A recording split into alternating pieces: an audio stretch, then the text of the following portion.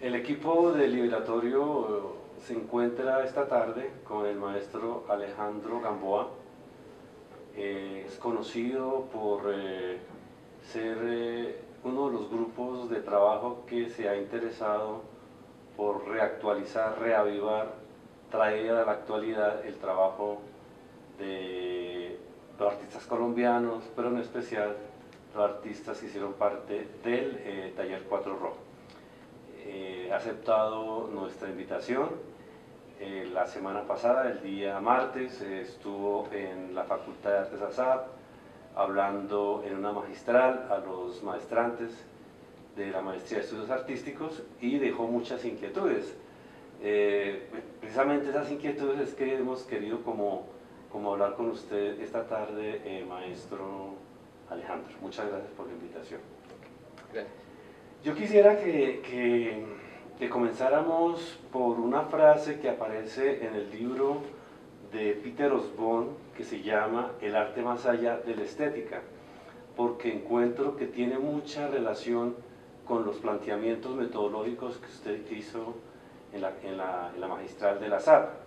Y lo que dice Osborne es que a partir de los años exactamente de 1965, es decir, exactamente hace 50 años, los años 60, la crítica plantea que está desarrollando una historia del arte alterna a la historia tradicionalmente contada del arte. Es decir, tenemos una historia del arte de los historiadores del arte, pero dice Harold Rosenberg en ese momento que hay una historia que está siendo contada por los críticos de arte, y que a pesar de que Harold Rosenberg hizo la afirmación, pues no elaboró mucho esa problemática que se planteaba, y es precisamente Peter Osborne en que en este libro hace toda una elaboración de ese giro, de ese cambio.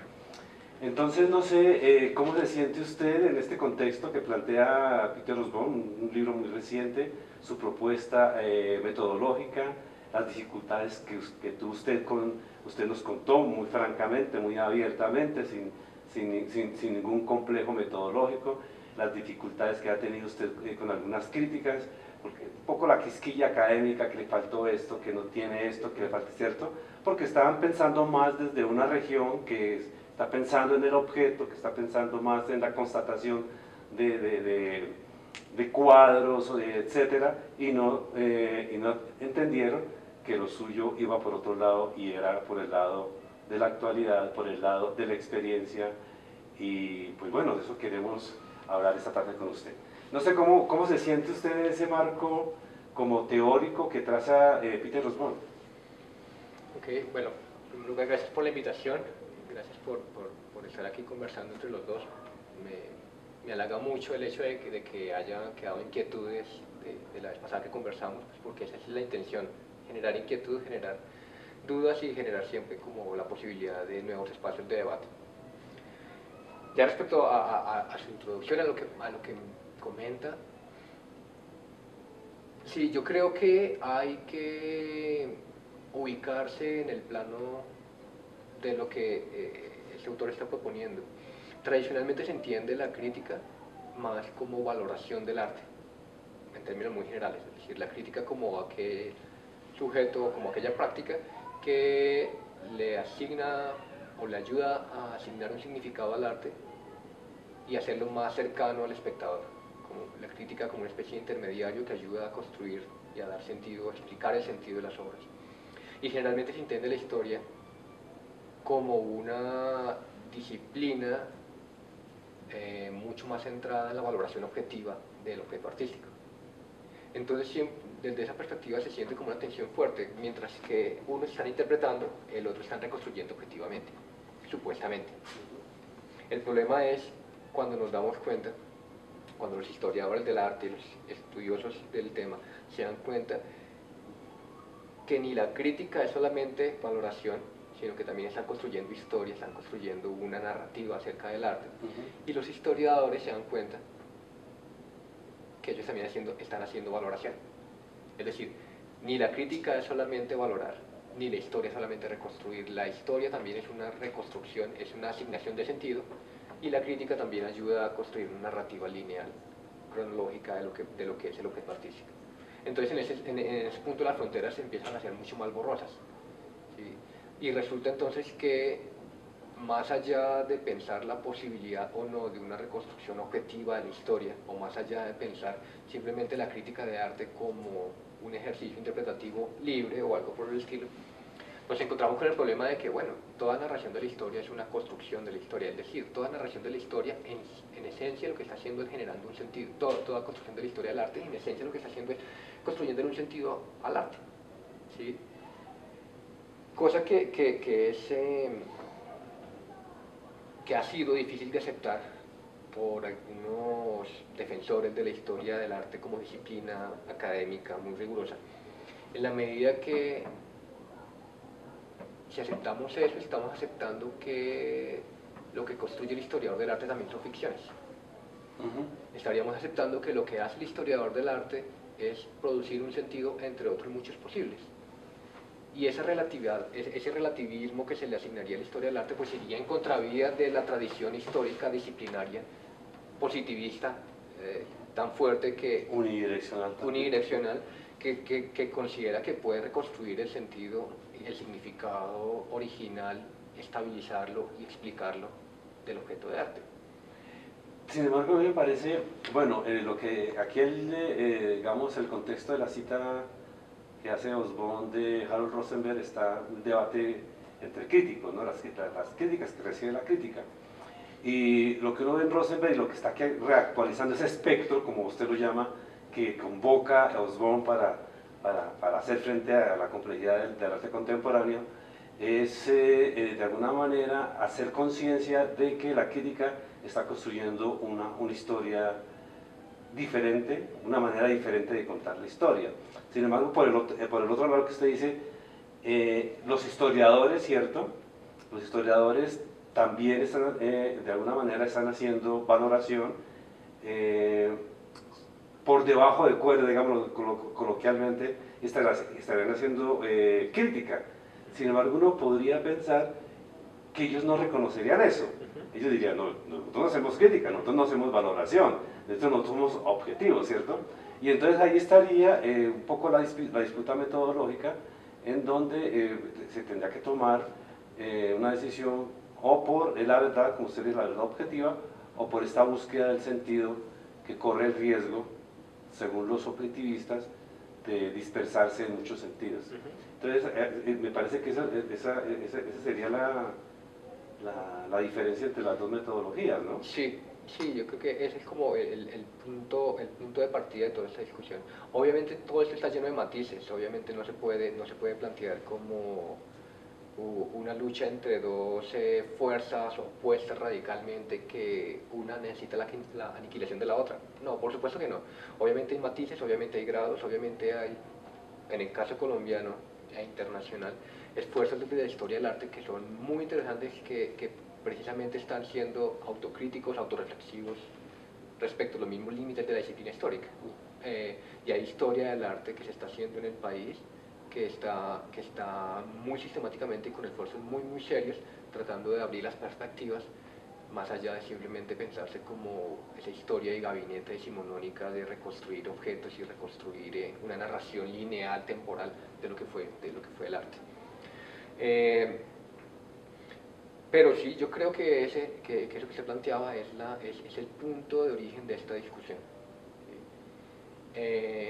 Y hay muchísimas posibles alternativas.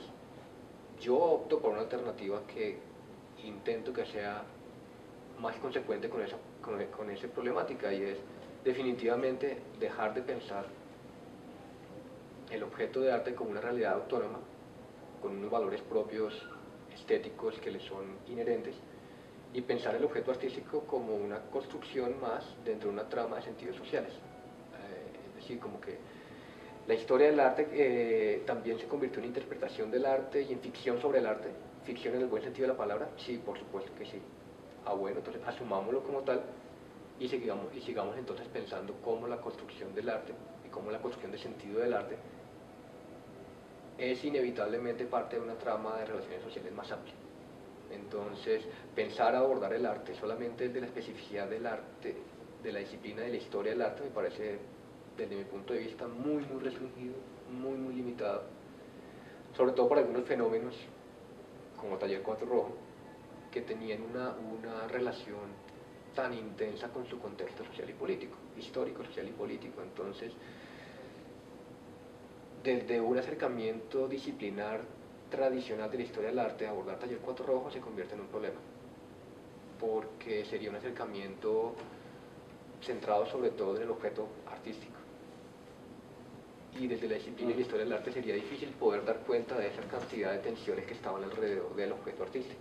Entonces, uno siente en su debate, porque está un poco en un debate, pues su investigación, usted nos lo contó, le han hecho reparos, ¿cierto?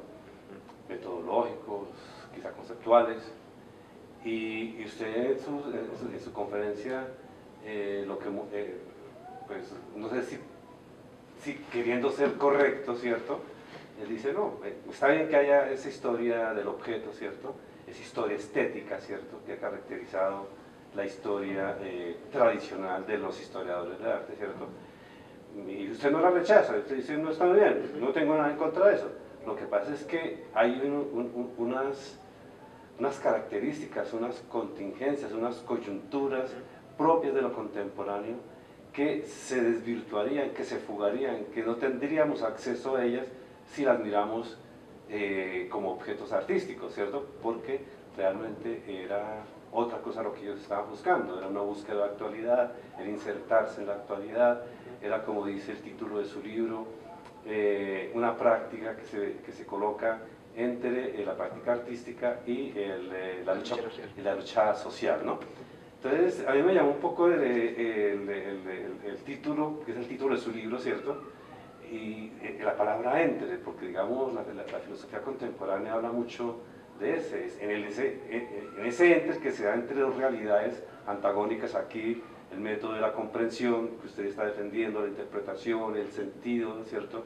Por otro lado, la objetividad, la verdad, la constatación, la verificación, toda esta cuestión rigurosa, casi que de fetiche los historiadores tradicionales, ¿cierto? Habría que buscar un ente, ¿cierto? Pero ese ente no es una tercería, es una multiplicidad de posibilidades que detona lo específico del arte contemporáneo. Y ustedes, pues me parece que sabiamente ha sabido caracterizar estos planteamientos de Taller 4 Rojo de esta manera. Sí, pues, a decir verdad, el título, cuando escribí el libro no tenía claro este tipo de reflexiones que estamos teniendo en este momento. Pero creo que intuitivamente iban en ese sentido. Si nosotros estamos hablando de las formas tradicionales, las formas disciplinarias de abordar el arte, estamos hablando de la necesaria construcción de fronteras. Es decir, si estamos hablando de la historia del arte, por ejemplo, entonces tiene que haber una frontera básica entre qué es arte y qué no es arte, para saber sobre qué vamos a estudiar. Si estamos hablando de una tradicional ciencia política, por decir desde otro ejemplo, también necesitaríamos establecer fronteras entre qué obedece o no obedece a nuestra disciplina de estudio. Pero siempre queda un intermedio, siempre queda un between, un entre, ¿sí? Que es aquel en donde las fronteras son borrosas, que es aquel en donde las fronteras se tornan tan porosas que ya pierden como tal relevancia. Y creo yo que ese in-between es el sitio donde la práctica social, entendida como nuestra praxis vital cotidiana, es donde realmente se desarrolla.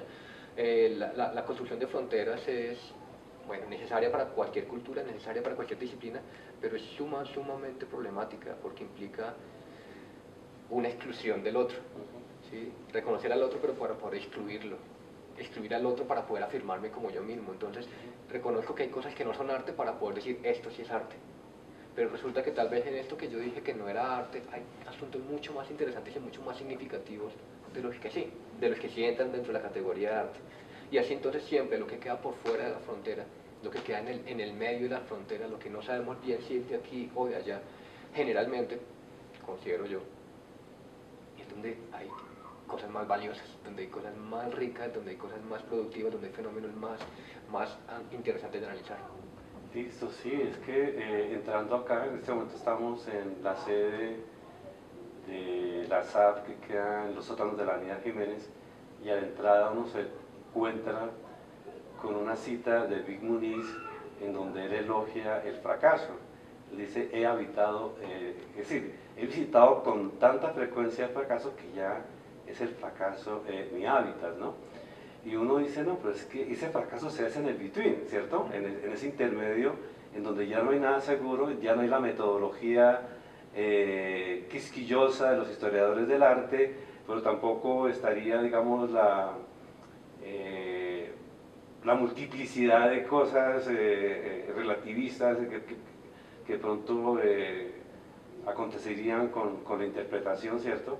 Sino lo que tendríamos que ser una experiencia viva, ¿cierto? Entonces, algo que captó a los maestrantes de la SAP, ese concepto de experiencia, como que sintieron que les estaba hablando de algo, ¿cierto? Pues una lucha, ¿no? Hacer un proyecto de grado es una lucha, es una experiencia, ¿no? Entonces en ese between estaría la experiencia, ¿cierto? Esa experiencia con un fuerte riesgo de fracaso, pero entonces les decía que aquí a la entrada hay una cita de Big Muniz que habla sobre eso, pero también hay una señal como de tránsito un poco antes de ese aviso, y dice, se permite fracasar, ¿cierto? Y eso es muy artístico, es decir, quizá que la academia tradicionalmente no permite fracasar, aquí tiene uno que ser exitoso, ¿no? Tiene que hacer demostraciones perfectas, muy rigurosas, ¿cierto? Y entonces lo que nos está dando esta metodología, esta presentación que usted nos hizo el martes, de una manera muy seria, muy amplia, y que llegó, ¿cierto? En la historia hay que irse allá a la experiencia, tener la experiencia de aquello que consideramos puede constituirse un objeto. No sé si quiere profundizar sobre que esos objetos de los que se ocupa la historia son mucho más ricos si se los construye desde la experiencia misma y no desde las imposturas metodológicas, verificacionistas, etcétera. Sí, creo que volvemos nuevamente al asunto de las fronteras. Lo que pasa es que si nosotros partimos desde estudios disciplinares, sea cual sea, no solamente la historia del arte, sino cualquiera, antropología, sociología, cualquier disciplina, positivista o de origen positivista, de origen cientificista que exista todavía, siempre tiene que partir del establecimiento de fronteras para poder realizar su objeto de estudio. Siempre necesita como colocar unos límites muy claros para decir, esto lo estudio y lo que está alrededor no me interesa. Pero resulta precisamente que la experiencia, que el arte, si lo entendemos no como un objeto para pegar en la pared, o no como un objeto tridimensional para colocar sobre un pedestal, sino el arte, si lo entendemos como práctica, como una práctica vital dentro del resto de práctica vital de los humanos, de las personas en sociedad, se da uno cuenta que lo más importante del arte como práctica, más allá de la construcción de objetos, es precisamente su capacidad de generar experiencia. Y su capacidad de contener una experiencia que ya tuvo el artista. Es decir, es tanto como un generador de experiencias como un contenedor de esa experiencia. El problema es que en este intento de analizarlo desde la disciplina histórica, el objeto artístico entonces se contempla nada más como su materialidad, como su condición de objeto, de objeto artístico. Precisamente porque tiene que establecer la frontera para saber qué es lo que va a analizar. Entonces se puede mirar sus características formales, se puede mirar su estilo, se puede mirar su relación con otras prácticas artísticas, se puede mirar muchas cosas, todas ellas válidas, repito, no es esto aquí como un intento de estética, definitivamente. Pero dentro de una frontera muy clara de qué es lo artístico, ¿sí? Y todo ese resto de factores, la experiencia, se convierte en un segundo plano. Entonces hay como, desde mi punto de vista, una inversión, se voltea la relación, dándole más importancia al objeto, que en realidad es más que todo como un residuo de esa experiencia, dejando la experiencia, que es lo vital, dándola por sentado o simplemente excluyéndola de nuestra narración. Entonces viene la dificultad tan grande. Entonces, bueno, ¿qué hacemos con la experiencia? ¿O cómo hacemos para hablar de esa experiencia? Porque la experiencia, por definición, sucede en ese momento y no es comunicable. La experiencia no, yo no puedo hacerlo sentir al otro como me sentí yo. Yo puedo generar unas circunstancias para que el otro sienta, pero no puedo repetir la que yo tuve. Y en esa medida, entonces, desde las disciplinas tradicionales, tratar de abordar el fenómeno artístico como un fenómeno producto más que todo de la experiencia y de la práctica, tiene muchas dificultades, ¿sí? Tiene muchas limitantes. Es importante entonces, considero yo, es necesario poder encontrar una forma de abordar no tanto el objeto artístico como objeto, sino intentar abordar el objeto artístico como una evidencia de una experiencia. Retomando nuevamente su charla magistral, usted comienza hablando de un criterio, si no recuerdo mal, que guía su exploración de este trabajo de los artistas de Taller 4 Rojo, que es el libro de Peter Burger, sobre la vanguardia. Y no recuerdo si usted lo mencionó, pero ahorita lo traigo a cuento, que una de las tesis polémicas es el fracaso de las vanguardias y el debate que eso suscita, que reactualiza, que convoca el espectro, que convoca Foster en su libro El retorno a lo real.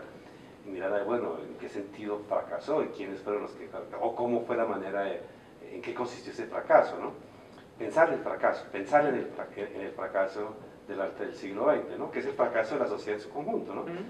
Entonces, pero usted dice, ese es como un lineamiento, ¿cierto?, que me sirve a mí para abordar también este proyecto de Taller 4 Rojo. ¿Cómo es esa relación? Hubo una crítica, es que no recuerdo si hubo una crítica el que utilizara esta noción de vanguardia con respecto a Taller 4 Rojo. ¿Cuál fue el problema ahí? No he recibido críticas del uso sobre la teoría de la vanguardia. Más bien la crítica que me hubiera gustado escuchar sería la crítica que se refiriera a ese marco teórico y no las críticas reducidas simplemente a si estaba citando completas las fuentes o no, que me parece que es una... ¿Es mezquino? Sí, que es un poco... en algunas oportunidades, algunas críticas fueron un poco mezquinas. Porque yo considero que lo más interesante que uno puede hacer de una investigación como Taller 4 Rojo, desde mi perspectiva, es precisamente pensar,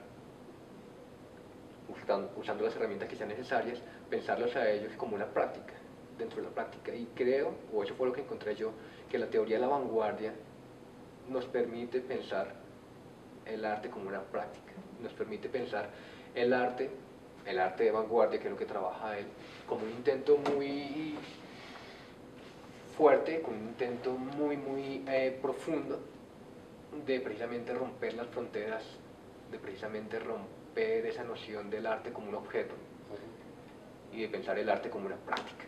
¿Sí? Es que es como la gran enseñanza o el gran postulado que nos plantea Peter Burger.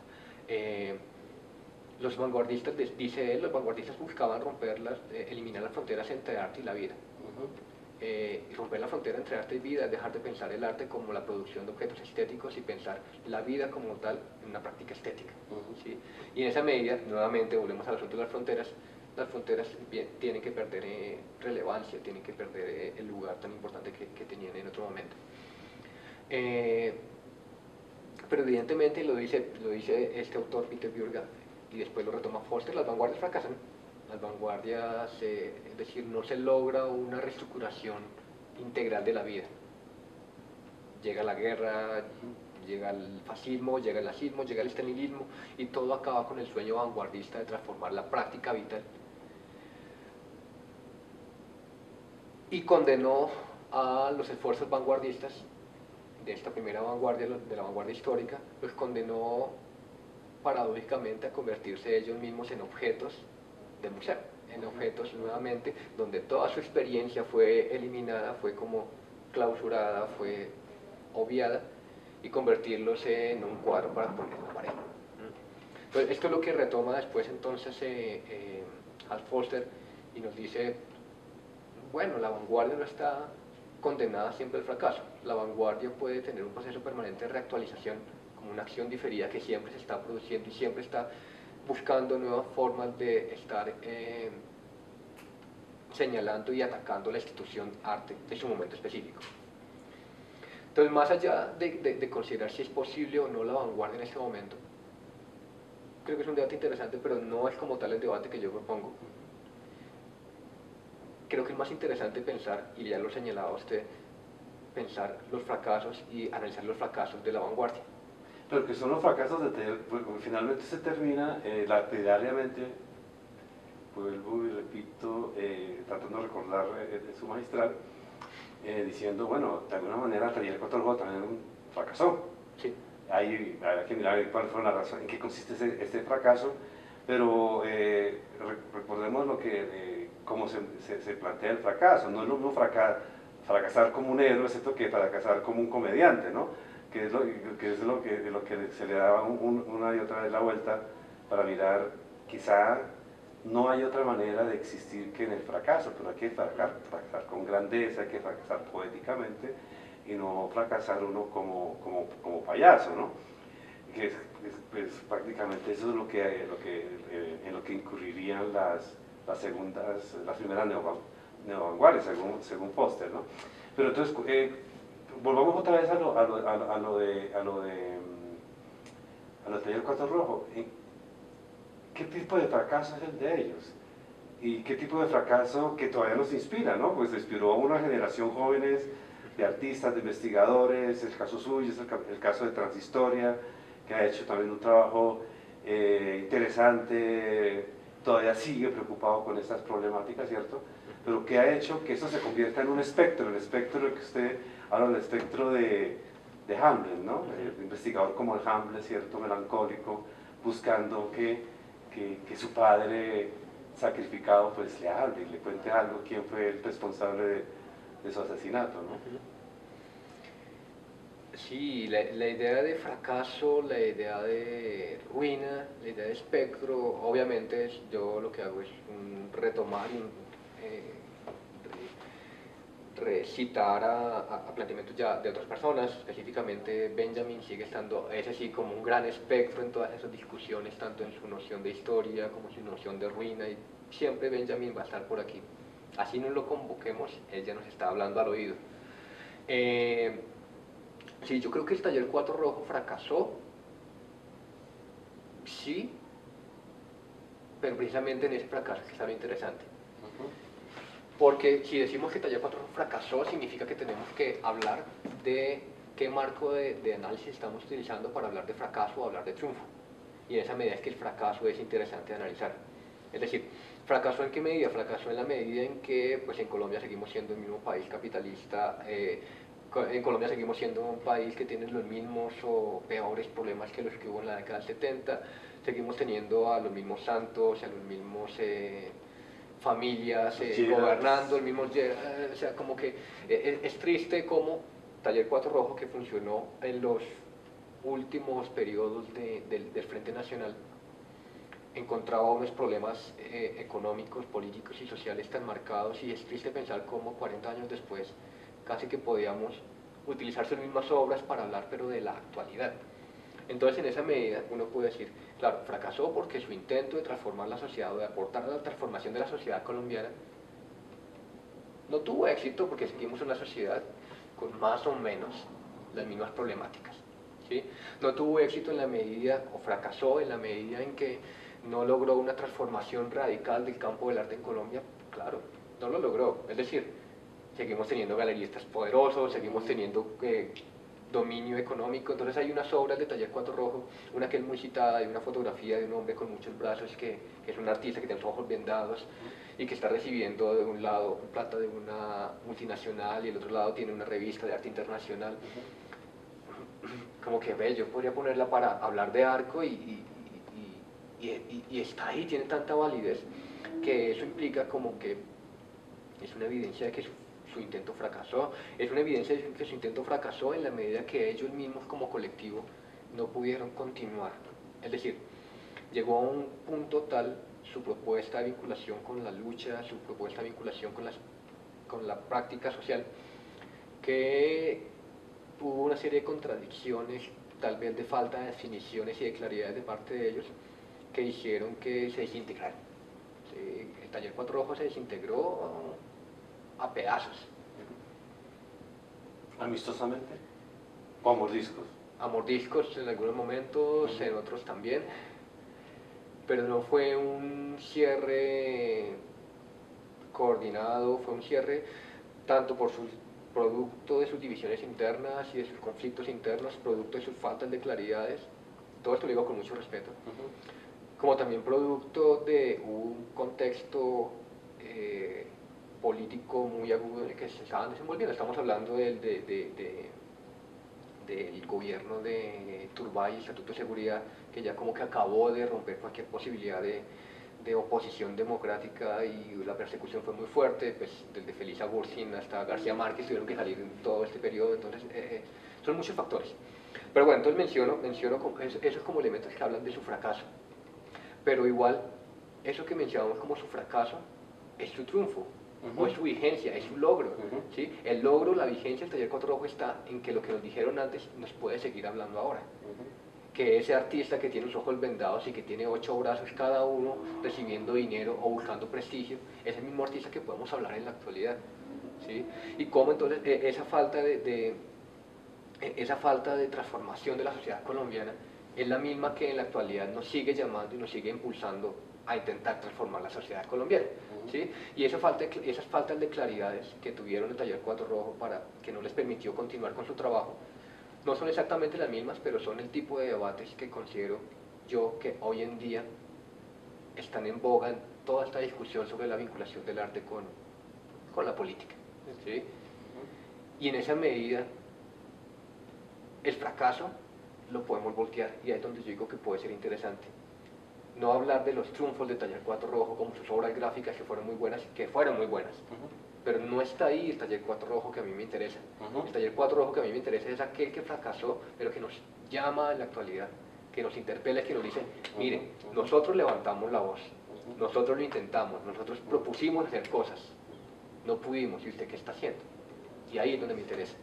Sí, recuerdo poco a Foucault, en donde él, retomando a Kant, dice que el signo de progreso que se puede establecer a lo largo de la historia de la humanidad es la actitud, es el entusiasmo que mueve a muchas personas a pensar la actualidad, ¿no? Entonces, y esa es la experiencia de la que hemos venido hablando, y esa es la experiencia que irremediablemente termina en fracaso, ¿sí? Entonces, lo que usted nos está diciendo es, hay que pensar más en los artistas desde su actitud, ¿cierto? De sus procesos, desde sus prácticas, y no desde, bueno también es un grupo también ya que se ha trabajado, y no tanto en eso que usted dice, no le interesa, que son los objetos. Es decir, para usted es claro que los objetos no le dicen mayor cosa. Están ahí, son importantes, y está muy bien que se coleccionen, que se compren, que se mercantilicen. Sí, eso no tiene ningún problema, pero para usted lo más importante es la actitud. Y usted nombraba a Arco, y casi que uno dice, es que el triunfo del arte colombiano en Arco finalmente es el fracaso del arte colombiano. Porque usted hace una relación ahí entre triunfo y fracaso, ¿cierto? Parece que los que fracasan son los que triunfan, pero ahorita lo que vemos es un triunfo, es una apoteosis. Alguien me contaba ayer por Facebook que eso, es decir, la felicidad y los aplausos de toda la gente que fue allá, pues que será decir, entonces es como el triunfo del mercado, ¿no? Pero finalmente ahí no hay aquello que buscaba esos artistas que a usted le interesan, y es la posibilidad de cambiar el orden de las cosas en las cuales estamos inmersos, colombianos y colombianas, hace mucho tiempo. Sí, es complejo porque maravilloso que haya muchos artistas colombianos en Madrid ahorita. Qué envidia, me encantaría estar en Madrid, pero evidentemente ese triunfo del arte en Colombia es el triunfo de unos circuitos de validación del arte internacional. Estético. Sí, sí. En esa diferencia que usted dice, es Sí. el culto al objeto. Es el triunfo de la posibilidad de incluir diferentes prácticas artísticas. No es el taller Cuatro Rojo, pero hay otras prácticas artísticas que fueron pensadas para no participar de ese circuito, y es el triunfo de su ingreso al circuito. Es el triunfo de poder estar dentro de unos criterios de valoración internacional. Es el triunfo de lo político. Duro analizar eso. Sería bueno mirarlo con más calma. No, pero yo no dije el triunfo de lo político. No, yo lo estoy diciendo. Bueno. Porque lo que es el triunfo del mercado. El mercado como política, así se podría decir, ¿no? Una política económica determinada es la globalización, que Colombia se inserte cómodamente en estos mercados globales, pero realmente uno diría, realmente hay política. Rancière diría, no, lo que hay es administración, la política está en las prácticas que hacía Taller Cuatro Rojo, ahí sí había política. Pero el asunto está en que gran parte, no todo, pero gran parte de la valoración internacional que está haciendo el arte colombiano contemporáneo es una valoración que parte de un reconocimiento del contexto político colombiano y una valoración que parte de pensar en que estas obras son construidas como una respuesta al contexto político. Miremos notas de prensa, miremos catálogos, miremos cualquier producción que se esté haciendo comentando la participación colombiana en arco, y casi todos están mencionando que en la actualidad el arte colombiano es un arte que tiene un trasfondo político y social. Sin embargo, cosa que no es que sea mala, pero es paradójico cómo el triunfo del arte, de este tipo de arte, sucede en la medida que se inserta en unos circuitos internacionales de producción de sentido del arte. Entonces, a mí me da la impresión de que ese arte político del que usted dice que están interesados hoy muchos artistas y por los cuales han tenido reconocimiento internacional, realmente es un efecto de una política, es decir, de una política que no ha sido controvertida. Es decir, estos artistas no son políticos en la medida en que ignoran realmente que esos efectos de la violencia en Colombia, ¿cierto?, en parte están determinados por unas políticas económicas. Pero eso uno no lo ve en artistas. Ellos están mirando como los efectos, como este discurso sobre las víctimas, pero difícilmente uno encuentra un artista que diga, mire, el problema, uno de los problemas reales de la política colombiana son sus políticas económicas. No hay reforma agraria, esta preconización del Estado austero, del Estado que se niega a invertir socialmente porque eso afecta los indicadores económicos, etcétera, etcétera. Pero entonces, difícilmente uno encuentra que realmente los artistas colombianos estén pensando que una de las determinantes centrales de la crisis de la violencia es la política económica. Y no lo harían porque realmente esos que están promoviendo esas críticas económicas son sus compradores, son sus clientes. Entonces uno diría, bueno, ¿en qué medida el arte colombiano es político? Estoy completamente de acuerdo con su comentario.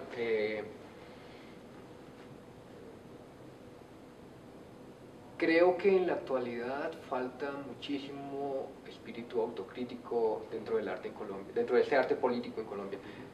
Hago un paréntesis, no quiero decir que el único arte bueno sea el político. Hay artistas que no les interesa para nada el tema de la política y son magníficos artistas y hacen magníficas obras. O sea, no es una jerarquización ni nada por el estilo.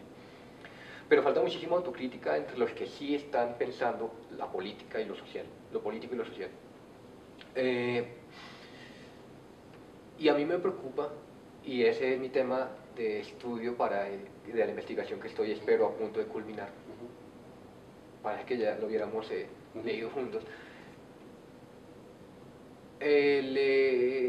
Ahí percibo la recurrencia de discursos filantrópicos y humanitaristas que son sobre los cuales se le da sustento a la mayor parte de sus obras.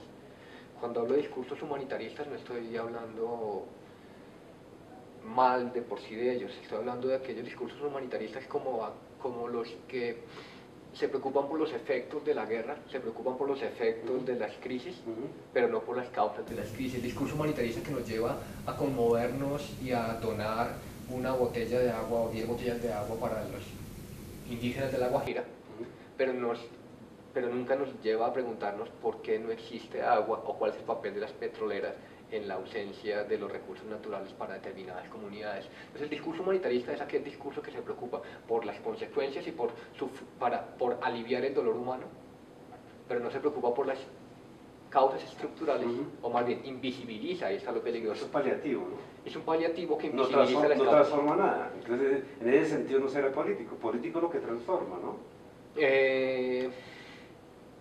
No interpretemos, transformemos. Sí, ahí entraríamos al problema de tener que definir qué es lo político, dependiendo de qué autor. Pero tratando de hacerle como el kit a esa discusión en ese momento, sí son prácticas que, manejadas desde esta lógica, son prácticas muy fácilmente digeribles, son prácticas en las que todo el mundo puede estar de acuerdo, ricos, pobres, izquierdas, derechas, centros, todo el mundo puede estar de acuerdo. Por supuesto, porque si uno ve a una víctima llorando, uno dice, pobre víctima. Y todos podemos estar de acuerdo con eso. Y obviamente, qué mal que existan víctimas.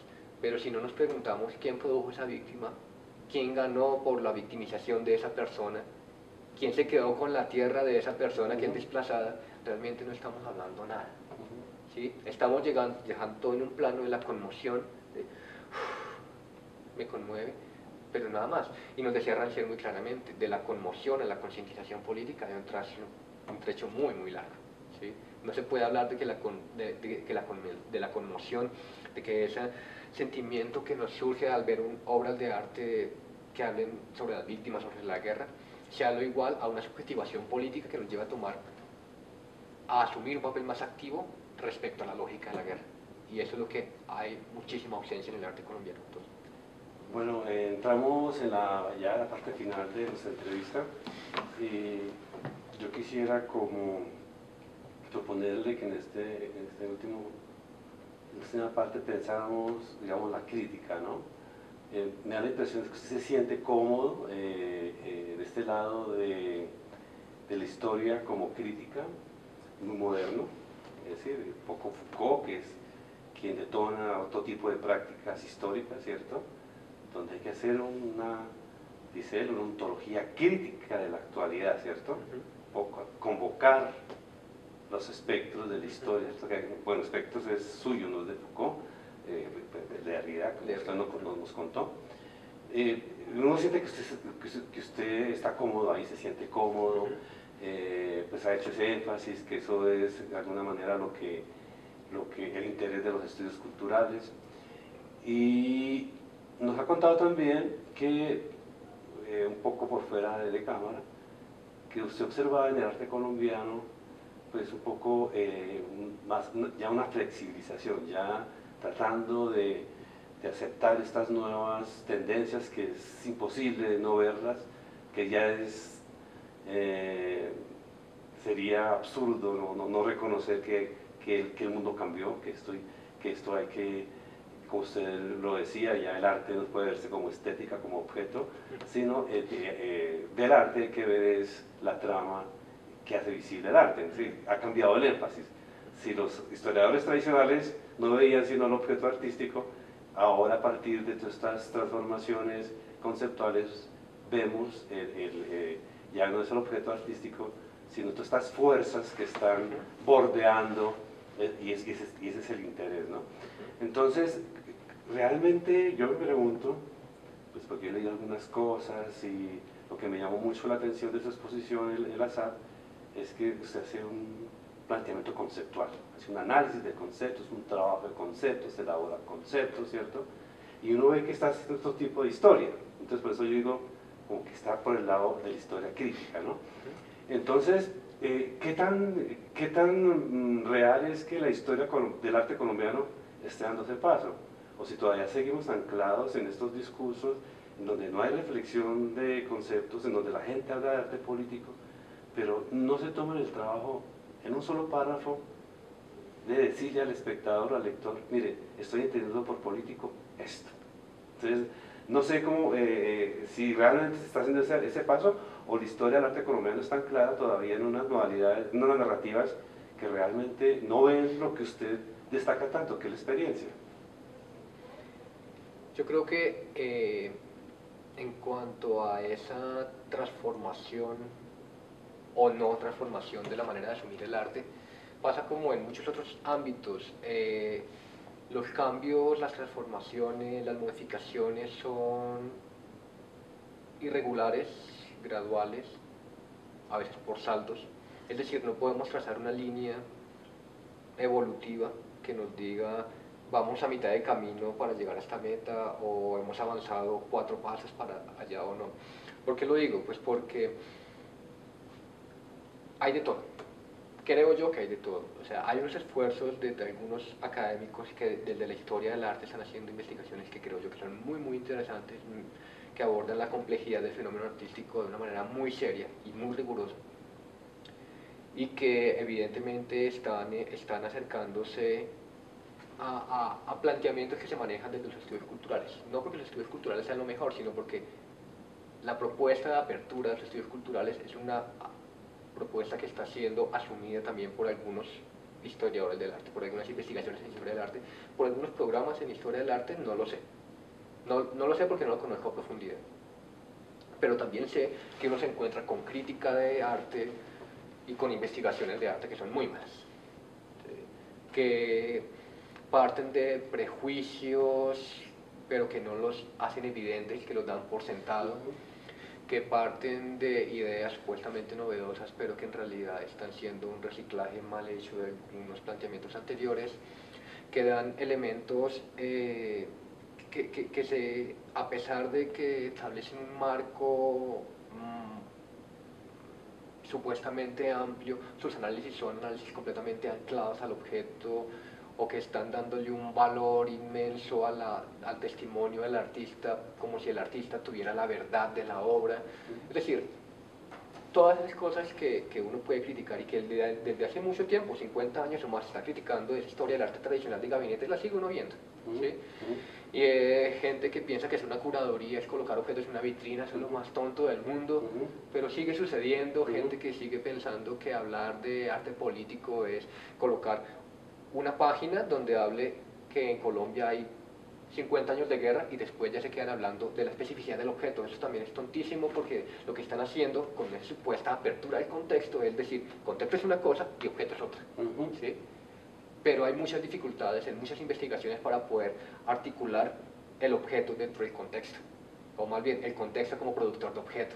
¿Sí? Entonces hay muchas malas investigaciones, obviamente no todas, obviamente muchos matices, pero creo que esta pelea por la apertura, esta pelea por la ruptura de las fronteras, esta apertura por la transdisciplinariedad, esta pelea por una mirada más compleja, toca seguirla dando. Por el discurso legitimador, ¿no? Porque un poco la gran preocupación pues con lo de Arco, con Argo, ¿cierto? Es que pues la historia del arte, la crítica de arte que desapareció, pues realmente ya no son el vehículo legitimador, no cumplen la función legitimadora que tuvo en el pasado. Lo que tenemos es, usted lo acaba de mencionar de una manera muy contundente, muy clara, es una mediocridad en la producción discursiva que da cuenta de las prácticas artísticas contemporáneas, ¿cierto? Casi uno diría que se dan en términos mercantiles, ¿no? Uno diría que realmente quien legitima hoy el arte es el mercado. Uno dice que no haya habido mercado en los años 60 o 70 o 80, pero la diferencia con el siglo XXI es que en los 70 y los 80 había bastante reflexión en las academias, ¿cierto? Aún la hay, ¿cierto? Pero esa reflexión académica no es tenida en cuenta en el campo del arte. El campo del arte está dominado prácticamente por lógicas del mercado. Esa es un poco la crisis tanto del arte en sentido emancipador, porque puede triunfar indiscutiblemente eso, ¿no? Es la paradoja, ¿no? El arte está triunfando, pero es como mercancía.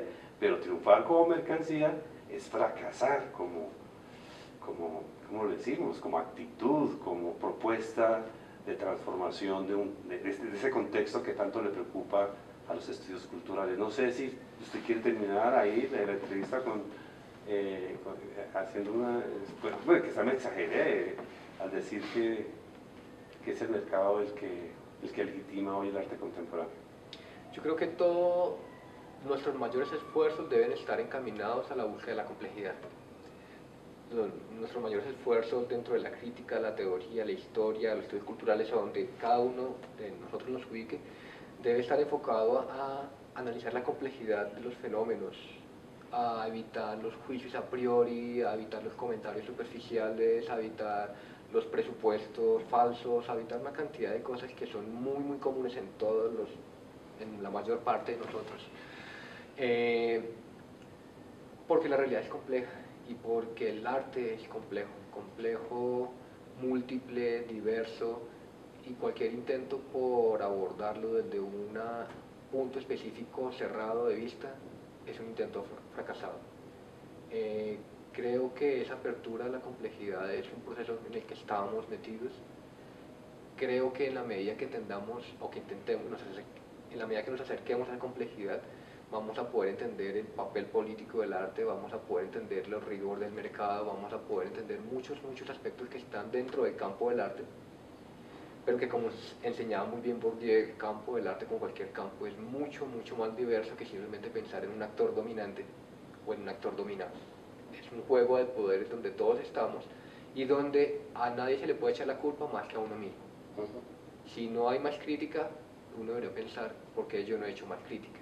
Cada cual hace desde donde su haber disciplinar lo permita. Entonces, hay mucho trabajo por hacer, hay mucha crítica por escribir, hay mucha historia por reescribir, hay muchas obras por analizar y bueno, ojalá le hagamos con fuerza. Bueno, maestro Alejandro, muchas gracias, muy ilustrativa su investigación, porque tengo entendido que en esta revisión que usted hace de su trabajo en el Taller 4 Rojo, pues está siendo retroalimentada con sus nuevas investigaciones. Muchas gracias a Ricardo Muñoz, el trabajo en la cámara, a Sofía Pérez, el trabajo del sonido, que es el equipo del lideratorio, que estamos haciendo ese esfuerzo por que la crítica y aportar, que la crítica pues ofrezca otra mirada a lo que pasa en la actualidad en Colombia y en Bogotá específicamente. Muchas gracias por la invitación nuevamente, que esté muy bien.